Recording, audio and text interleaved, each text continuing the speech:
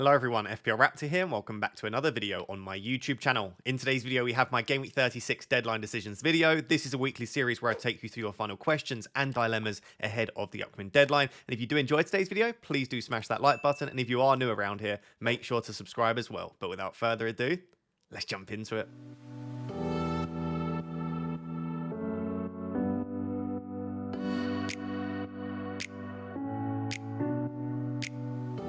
So guys, usually for these videos, I record it on a Friday afternoon after the press conference updates. I present all of those updates to you and then I give you a finalized version of what I think for the game week. But unfortunately, it's actually a Friday deadline for Game Week 36, at least UK time, which means I can't wait for all of the press conferences before discussing their impact on FPL. Of course, I should be, fingers crossed, that my internet works this week, doing a deadline stream on Friday evening. So I'll see you there, again, assuming that it holds up, and I'll discuss all of the updates there. But as of what we got on Thursday press conference-wise, really there was only one key piece of information. Everything else wasn't really directly relevant to many of our teams.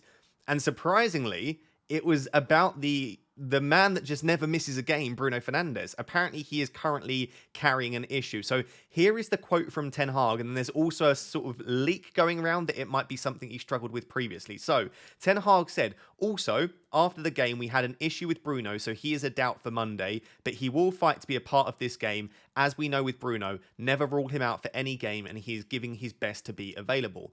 My initial instinct was he's recently broken his hand, and he's just playing with it strapped up. Don't know if it's the entire hand, but he's broken something in his hand and he's playing with it strapped up. And I thought maybe it's just the hand causing him a bit of grief. But there are reports going around, as you can see here, from an account called Insider United 1, who have been pretty reliable in the past, that he's actually been suffering with a bit of an ankle issue for a while now, and he's been playing through the pain. We actually saw recently with Solanke. Solanke's played like most of the second half of the season with an issue himself that he's been playing through, and I think a lot more players than we realise nowadays, sadly, due to the schedule that they have and the load that they have on their legs, I think a lot of them play through issues quite regularly. And with Bruno Fernandes, he's actually, do forgive me if I'm wrong and correct me down below if I'm wrong, I don't think he's missed a single game for Manchester United through injury. And I think he's only had like 3 career injuries. So the man is never injured. And even when he is, he seems to have an inherent ability to just play through that. So I'm not creating a narrative here and saying that he's definitely going to be fit. But I think Bruno Fernandes being a doubt is very different to another player being a doubt, especially given how important he is to us and how fewer games there are now left of the season. So my natural instinct here is to say that I think Bruno will still be available, especially given that Man United don't play until Monday. We probably won't get an update now. So you've got a few options if you own Bruno Fernandes. Obviously, don't bring him in if you don't own him. But if you own him, this may just solve your benching headache. Lots of people this week are like, do I bench Gordon or Jackson, who's just scored? Or do I bench Heung-min Son, who's out of form? Maybe this is just like, yeah, Bruno Fernandes could be fine and he could play, but he's playing against a very decent Crystal Palace team at Selhurst Park. He's a bit of an injury doubt. Maybe this just is an excuse to at least not have to think about the benching headache. And I don't mind that if that's the case. Lots of other people might also be thinking, I've got a third City spot open. I'd quite like to do Bruno Fernandes to KDB ahead of this Wolves at home game. I've just got a good feeling about KDB. If you can do that for free, then maybe, again, you use this as a bit of an excuse. We don't know that he'll miss out. He might be absolutely fine. But I suppose my answer is, if you were looking for a reason to maybe bench him anyway, by all means bench him. And if you were looking for an excuse to move him to someone like a De Bruyne and you were kind of hoping that you would have the chance to do it, again, maybe use that as an excuse. But assuming that you still think Bruno's a good option and that you maybe have other things to sort in your team or you want to roll a transfer to 37, I think at the very most you bench him. But if you're asking me about my own team at the moment, let's assume we get no further information, I am going to start Bruno Fernandes and just hope that he's available for Monday. So there we go. Probably not much more to talk about now. Sadly, we're probably not going to get a definitive update because he plays Monday. I would love to know down below in the comments, if you own Bruno Fernandes, what are you currently planning on doing with him? So the next thing to discuss ahead of the Game Week 36 deadline is actually Manchester City and defence versus attack. And what I mean by that, I think a lot of people at the moment are sat there with Foden and Haaland. If you're not sat there with Foden and Haaland, I would still say that they are probably the 2 best Man City players to own. I know Foden's not had a lot of minutes recently. He had a knock, then he was ill. But I still think in isolation, even if you disregard price, I think I still prefer Foden to KDB. So if you've not got those 2, they would still be top of the priority list for me. And I would try and get them in ahead of not only Wolves at home, but then the double game week as well. But let's say you've got Foden and you've got Haaland and you've got a third City spot open, which I think is a position that a lot of people are in. You have the decision to make. Do you go for a Manchester City defender such as Walker, Gvardiol or Diaz? Or do you go for the upside with KDB, as you can see by one of the questions down below? So I think I'm going to discuss this as a very straightforward thing of would I rather a City defender or KDB? But it's not that simple because if you go for KDB, that means one less midfielder. And if you go for Gvardiol, it means one less defender. Equally, if you go for KDB, it means you have to have a defender instead of Gvardiol. So it's not just KDB versus Gvardiol. It's something like KDB and another doubling defender versus Gvardiol and another doubling attacker, right? So it's not as straightforward as the way I'm making it look. And also KDB is so much more expensive than a defender. So also consider it for your own team. Consider who you're selling. Consider the state of your defense. And before we move on, I'll give you a good example.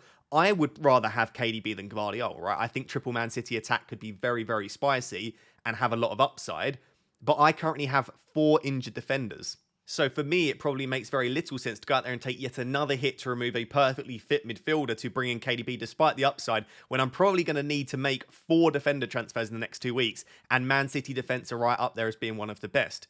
So it's very team dependent, as we've been saying since about game week 22-23 now, based on your strategy and your team. However, let's just assume it is a relatively simple decision. You could make a midfield move, you could make a defender move. What I thought would be interesting to look at is actually the opposition data. So we know KDB's got really good attacking data. We know that Gvardiol's got a good chance for a clean sheet and also some decent data, right? But what about the teams that they're playing? Are they better attacks or better defenses? Do these fixtures suit Man City more from an attacking or defensive perspective? So what I've got is I've tried to keep it simple. I've got the non-penalty expected goals for each of the 4 teams that they are yet to play across the season and across the last 6. And then I've got their defensive data, i.e. their non-penalty expected goals conceded per 90 over the season and over the last 6. So basically, their attacking and defensive data across the season and in more recent weeks. However, it doesn't stop there. For the season data, I'm only looking at their home or away, dependent upon the fixture that they have against Man City. So for Wolves, they are playing away against Man City because it's at the Etihad. So I've only got their season-long away data. Hopefully that makes sense. The last 6 is just the last 6. So with all of that put together, basically, let's take a look at Wolves, Fulham, Spurs, West Ham. Are they better attacks or better defences? So for Wolves, you can see here that across the season, they're a pretty poor attack, which is good for the defensive assets for Manchester City. So across the last 6, they're one of the worst attacks in the league. And across the season, they're about mid-table. So defensively, this looks pretty good for Man City as a matchup. And as you can see, actually, across the season, they're a pretty good defence, Wolves. They're in the top half of the table for defensive data across the season and across the last 6.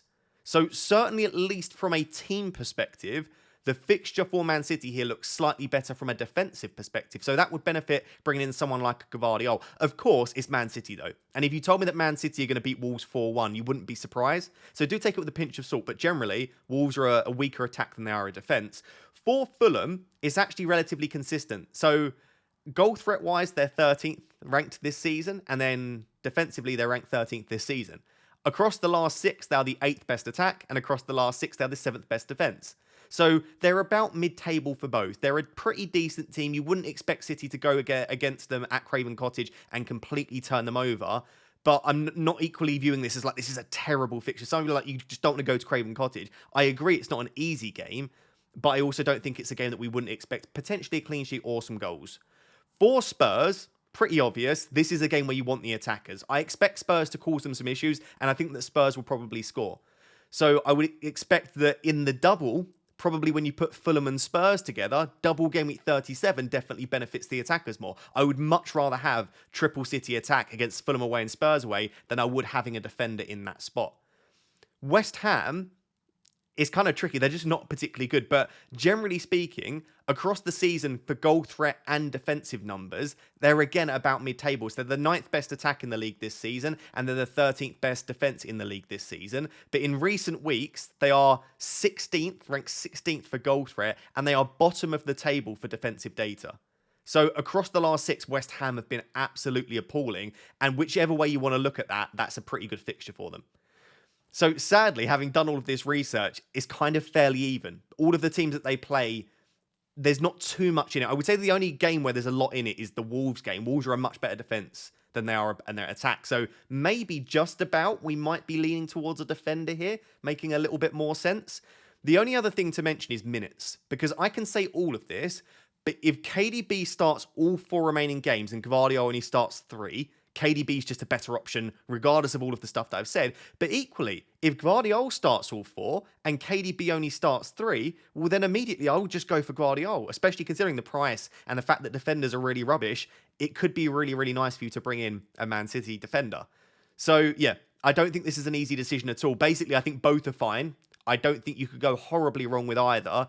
Definitely, if we're looking at upside, I know Gvardiol's just got a 15-pointer, but KDB over the next 4 games, he's the kind of player that could just pull you out of your rank, like move you from 140k to like 95k just by himself. So I definitely think if you're chasing, go KDB. If you're really, really chasing, you just need to make up like a 30 or 40 point gap. It's got to be KDB for me. When it comes down to Walker, Gvardiol, Diaz, lots of people are asking, is there a massive amount between them? Attacking data, there is quite a bit. Gvardiol is definitely the standout City defender if you're looking for attacking threat. But in terms of expected minutes, I think all 3 of them could play all 4, but I equally wouldn't be surprised if all of them only get 3 out of the next 4. I would put their expected minutes very, very, very similar, but I would maybe just about have Gvardiol ahead of the rest simply because he is playing so very well. And Pep doesn't always reward people based on performance. We've seen that. But I just think Gvardiol is playing a position within the team that no one else can play. I think Akanji can play Walker's role absolutely fine, as can Rico Lewis. And for Diaz, they've got various other centre-backs that can play his position. I know Ake can play that Gvardiol role, as can Rico Lewis. I suppose they could try and chuck a John Stones in there. So I'm not saying it's impossible for him to be benched. I just think the role that he's playing at the moment, it's absolutely vital that he's the one that does it based on his performances. So I would still, despite him being the flavour of the month and the fact that he's just scored, I still think Gvardiol is probably the best asset to go for me if you're looking at a defender. So to put that together, Foden and Haaland are still the 2 best City assets for me. In isolation, if you ignored everything, I do probably just about prefer KDB to a City defender. But when you consider pricing, the fact there are lots of other good midfielders, and the fact there aren't many good defender options, plus some of these matchups such as Wolves, I actually quite like the idea of going for Gvardiol and then maybe just backing another potential midfielder with a double to do just as well, or even keeping someone like a Bukayo Saka. So there we go. I feel like I probably haven't helped anyone there in that section because I haven't given you a definitive answer, but I would love to know down below in the comments, will you have 3 City assets going into 36? And if so, who are they going to be? So guys, I'm going to make this very, very, very quick because I hate repeating content, and I discussed with almost exactly the same graphic the best defenders to buy in the Game Week preview video. So if you're interested in a more in-depth discussion around the best defenders to buy, please go and watch my Game Week preview video. It was only uploaded 2 days ago and it is largely the same. There are only 1 or 2 changes. But basically the conclusion that we came to, for those that didn't watch that video, because I'm getting asked so many questions still around the defenders, Gvardiol is the best option for me. He is the best City asset, and I think considering he has the double, and also, like I said, there are just not many other good defenders that I'd want to choose from, I do think Gvardiol, everything considered, just about is the best asset to own. But I still think you can load up on Arsenal assets this week. I know if you're bench boosting 37, it doesn't look ideal having a bench boost with 2 or 3 Arsenal assets against Manchester United away. But you don't just consider the bench boost. You need to consider the next 3 weeks. And if instead of just saying bench boost against United away, you say Bournemouth and Everton at home with Man United away in the middle, it looks a lot better. So for me, if you're not going Gvardiol, I think Gabriel and White are right up there, as is Saliba. The only other sort of doublers that I think get close outside of Gvardiol, I think Dan Burn is still absolutely fine. I know they've got injuries. I know they've got issues. They're not the best defence in the world, especially this season. But he's cheap. The fixtures aren't bad. They have improved slightly defensively recently. And I just think when there are so fewer options to go for, even if you've got an Isak and you've got a Gordon, you should still have a 3rd spot open. I still like Dan Burn. I would have Walker up there as well, absolutely fine as an option, as is Ruben Diaz if you want to go there. The new inclusion in here is actually Cucurella. This isn't just because Chelsea kept a clean sheet against Spurs. His data's actually been okay. Maybe he's going under the radar slightly because he's got a double. The fixtures are actually pretty decent for Chelsea. Chelsea's defensive data isn't as bad as their results are maybe suggesting. And so you've got a defender that looks relatively nailed. I think he should play pretty much every remaining game. He's got really, really good data. He's passing the eye test and he's not playing in an awful defense. So, yeah, do you know what? Maybe Cucurella is someone that I should have considered more and maybe could be a consideration for me this week, especially if we do need to replace Gusto. Or maybe if not this week, maybe it's next week in Game Week 37. So he's on my radar. I'd love to know down below if anyone else is considering him, but I would still rank some of the other assets probably ahead of him. Dalot and Maguire, I wouldn't bother, but if you want a doubler, you could probably do worse. 2 home fixtures. Porro, I would want for the Burnley and Sheffield United fixtures, but not this week. So if you need them this week, it's not Porro. And then Branthwaite is on there. I did have Tarkowski as one of my favourite options, but people have now told me that Tarkowski's wife is due to give birth this week, and I don't want to run the risk of him missing 1 or 2 games. So it just goes safe for Branthwaite, I think, in that situation. And I think Branthwaite against Sheffield United at home in 37 could outscore pretty much all of these defenders here. So there we go. I still think it's Man City and Arsenal defenders. I like Dan Burn, cheeky punt on Cucurella, other single game week option, maybe a Branthwaite. You could consider some of the other doublers, but that is the rough strategy I'm on. For me this week, I'm going to discuss my team at the end of the video. We're probably looking at either Gvardiol and an Arsenal defender, or, believe it or not, bringing in 2 Arsenal defenders, which would give me triple Arsenal defence. But I'll discuss that more at the end of the video. So guys, I think most people that still have their bench boost left have been planning for a while now to bench boost in 37 because it's the biggest remaining double game week of the season, and we've been building to it for a while, so it feels like it makes sense on paper.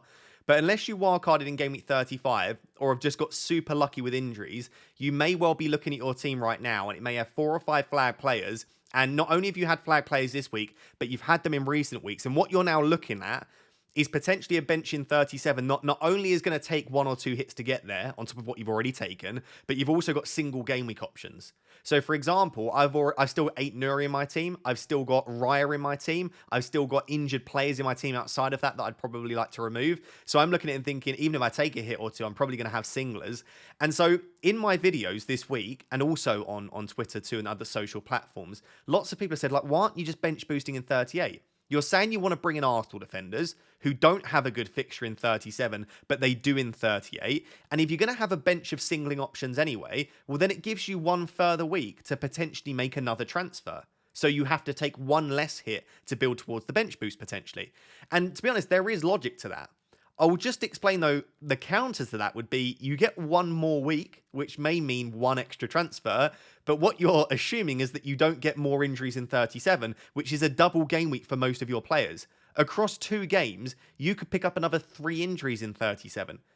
So you might get 1 extra transfer, but you might also have 3 further issues to deal with. The other issue with bench boosting in 38 is that lots of teams go full rotation. Not full rotation, I actually think it's blown out of proportion a little bit, but lots of teams do rotate in game week 38, and it's not always the players that you'd expect. Let's say that City have wrapped up the league, or Arsenal, let's just say that the league is wrapped up. Could you see Gvardiol and Ben White not play? Maybe.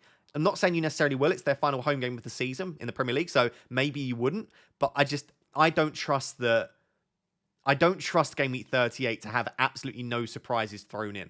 And so I think trying to bench boost in a week when you need all 15 of your players in game week 38, I'm just not entirely sure about that myself. So apart from those doubts, what I've tried to do here, you can see game week 37 and 38. This is with me making transfers that I think would make my team strong for the next 3 game weeks, but also within mind a bit to try and build a decent bench boost. So I've included the whole team rather than just the bench so that you can see what sort of lineup I'd have in these 2 weeks. But these are different transfer routes, right? In the game week 38 transfer route, I've got triple Arsenal defense because you can do that. I'd bring in 2 Arsenal defenders this week. You can do that because you wouldn't need to bench boost them in 37, and you can then have them for the really nice home games in 36 and 38. So that's why the transfer routes are slightly different. But anyway, the benching game week 37, if everything goes according to plan, and let's say that Fabian Schär, which I don't yet know, let's say that he is fit and available for 37, which he might not be. I might have to make another transfer. But I could get to a position where I have David Raya and Ben White, so double Arsenal defence against Man United away, 1 of João Pedro and Garnacho on the bench, and then I can have a doubling defender of any kind. It doesn't even have to be a doubling defender. I could go for another Arsenal one, but someone like a Dalot, could even go for a Lewis Dunk or something like that, or I could go for a Branthwaite. But basically, it's Raya and White, double Arsenal defence against United, probably João Pedro, and then another defender. It's not a good bench boost. It really isn't. It's not fallen the way that I wanted, and it's one of the reasons why a game week 30 wildcard for a game week 37 bench boost was incredibly risky. And game week 35 wildcard is probably reaping the rewards right now because their teams look a lot better, but I can't do anything about that now. So that's the first option. The game week 38 bench boost, it actually looks okay. So it'd be Petrovic rather than Raya. So Petrovic against Bournemouth. Garnacho probably against Brighton because I would have probably done João Pedro to Watkins in 38 is my current plan. So Garnacho against Brighton away. And then probably double Newcastle defence against Brentford away. Is that better than 38? No, not particularly. Not particularly. And so I think considering the bench isn't much better, if at all better, at least in my position, also considering that, like I said, stuff could go wrong in 37, which means that 38, I might not even have a bench. That's a risk. And also the rotation that you get in Game Week 38. Unless your team is completely different to mine and you're just like, the bench in 38 is so much better than 37, I'm not sure I'd be willing to go for it. I think the only time I would is if you look at your bench in 38 and you're like, it just really is so much better than my team and my bench for 37. Like, it's a genuine upgrade that is worth the risk of maybe picking up issues in 37 and also maybe suffering with some rotation. So I'll leave it there. I wanted to just show you that I am considering it. I have thought about it, but the upside isn't there for it to outweigh the cost for me. So I think I'll be going in 37. It will probably look something like that, but we're going to look at my team in the final section, and I'll show you in more detail what it could look like. It's not great, but it's not awful. I'd love to know down below again, as I always ask, is anyone actually planning a bench boost in 38? And if you are, hopefully it looks a little bit better than mine. So I'm aware this is quite a niche question, so if this isn't relevant to you and you don't enjoy just listening to my thoughts on everything FPL, then just skip to the next section, which is going to be my team and what I'm currently planning to do in Game Week 36. But there were a few questions from people that are on the strategy of free hit 37, so I thought I'd briefly discuss that. And I guess the position that you're in if you're free hitting 37 is you basically need players that are good for 36 and 38. But not only do you probably want players that are good for 36 and 38, you probably also want players that don't double in 37. And I'm not saying that you should necessarily ignore players that double in 37, but one of the benefits of free hit 37 is you don't only have to choose players that double in 37, you can also choose players that have good fixtures around that. So, with that in mind, and also a lot of people were saying, can you focus more so on the defenders? There are a few teams that stand out to me. Luton's fixtures are good. They've got 2 home games against, is that Everton? Sorry, it's really small, but Everton and Fulham. Maybe it looks like very, very small. But Luton have 2 home games. You could go for someone like a Morris if you wanted to, an attacker. Maybe you could go for a defender. I wouldn't probably suggest it. Man City still have 2 good home games as well, but again, Luton, bit stinky. Man City double in 37, so you can maybe load up on them in 37 on the free hit and try and go against them elsewhere. The first team that stand out to me is probably Brentford. And I would be looking at someone like a Reguilon in defence. And if not a Reguilon, maybe like a Wissa. So I'm not saying that Brentford are like world beaters and you're likely to get tons of points, but they do have some really good assets to choose from. If you're looking for a cheaper attacker in Burmo Wissa, if you're looking for a defender, Reguilon could be a really decent choice. So I definitely think you could do worse than looking at investing in Brentford.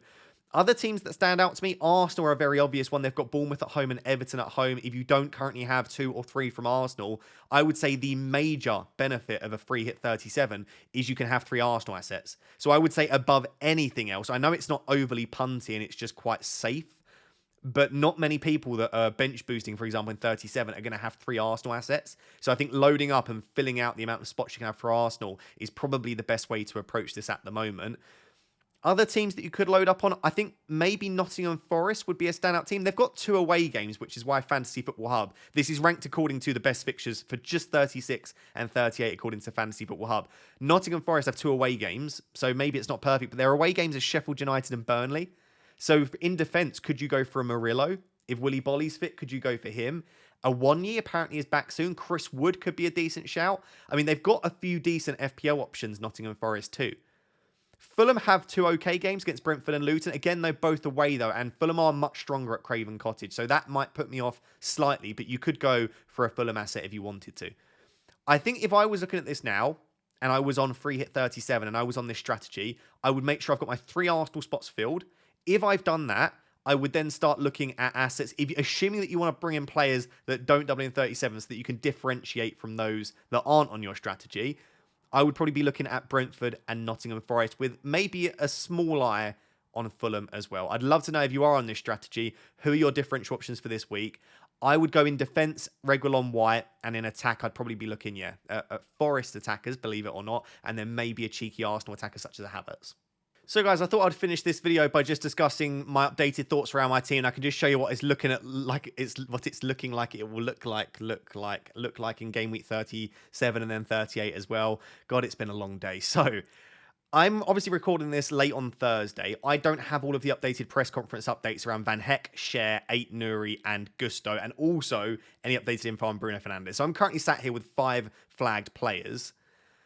It doesn't really matter too much which 2 of these defenders I sell. I'm going off the basis that maybe one of them might be fine. 2 of them are probably definitely going to be ruled out. And then one of them maybe is going to be touch and go for 37. But I'm going to go off the basis of, at the moment, there are rumours circulating that Van Heck is out for the season. So Van Heck probably has to go for me.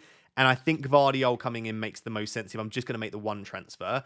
But just due to obviously all of the other issues that I might have in my team and just any other surprises, I probably want to make 2 just to at least make sure that I've got 3. Now, Cher, I think, unless we get a really negative update on him, he's the most likely to stay for me. Just because I think he's my best defender probably outside of Gvardiol, who I'm bringing in. So I'd like to keep him. And with Gusto, it sounds like it could be that he's not back until maybe even 37 or 38. But if there's a chance he's back, I think I probably prefer him to Aït-Nouri just because he has a double. And I think they've got a similar amount of attacking threat. Just fixtures-wise, Aït-Nouri's got City, Palace, which looked like a good fixture 2 or 3 months ago, but now doesn't, and then Liverpool. So I think at the moment, I'm probably leaning towards Aït-Nouri out as the other one. And I think I want to go Ben White.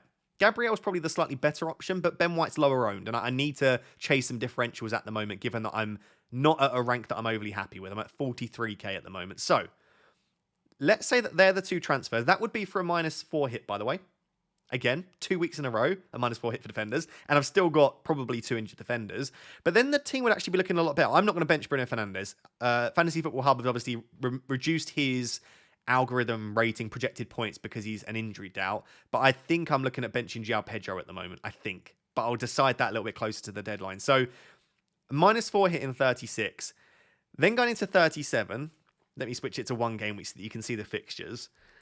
If I optimize the team, this is the position that I'm currently in for 37, and I'd have 1 free transfer. So I'm going to go off the basis that Fabian Schär might be fit. If he's not, then he's not, and I'll have to deal with that as and when.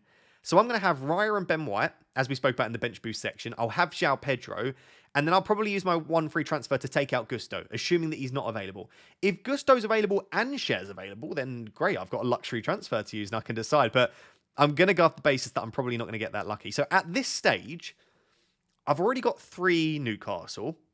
I've already got 3 City. I don't really know who I'd go for at this stage. And do you know what? I'm genuinely tempted by Cucurella. I don't know why his projected points are so low for the double. There might be a decent reason for that. Maybe I've missed something. But Cucurella in for Gusto could be a really, really nice shout. Maybe a slight differential option in there. But if it's not Cucurella, I mean, I don't even know. Dunk could be an okay option, I suppose. I could go for like a Dallo or a Maguire. I honestly have no idea who I'm going to go for. But let's just say it's going to be a doubling defender in for Gusto. That would be my 1 transfer, which means it's João Pedro and whichever defender I bring in, White and Raya. It's, again, really not a particularly good bench boost. Then going into Game Week 38, this is what the team would roughly look like with 1 free transfer. So I'd have Raya and White. I'd have Gvardiol. In all honesty, the attack's looking pretty good. I wouldn't even mind playing Burn or Cher if one of them's fit. The bench isn't even too awful either. What I'm probably looking at in this position is I've got João Pedro, and I'd probably just go for another attacker. So Ollie Watkins, Tony. I'll pencil in Ollie Watkins just in case he's still in the Golden Boot race. He could be a really, really nice option to bring him for the final game week. So, I mean, I'm looking at something like that. I'm really expecting red arrows from here, and it's not just pessimism. I'm just like, I'm kind of on the back foot a bit with these injuries, and my team just doesn't look optimal in any given week. But you never know. All I need is 1 haul from a player like Garnacho. No one's got Garnacho at the moment, really. If he gets like a 15-pointer or something, I'll just be loving life. But yeah, that's the way the team currently looks. Currently planning Gvardiol and Ben White in. I have thought about Gabriel and White and going triple Arsenal defence, but I think this is probably the best strat. I think I'm still going to start Bruno. I still think I'm going to captain Haaland rather than Palmer. And therefore, this is probably, at least at the time we're recording, late on Thursday, the team that I'm going to take into Game Week 36. I'd love to know down below what you think of those plans. So guys, there we have it. That is my Game Week 36 deadline decisions video done and dusted. Hopefully you did enjoy this video. And as I say always, if you are enjoying this series, please let me know by smashing a like button. I should, fingers crossed, be streaming later today. Go off the basis that I will be doing a deadline stream. And if my internet is still struggling, because I have identified it as a network issue, I'm trying to sort it. If it doesn't look like I'm going to be able to stream, I will update you. But go off the basis now. If you usually watch my streams and you want to watch it, be there. I'll hopefully be there 2 hours before the deadline. And if not, I'll update you before then. But fingers crossed we can make it work. And I shall see you there. So thank you very much for watching. Bye-bye.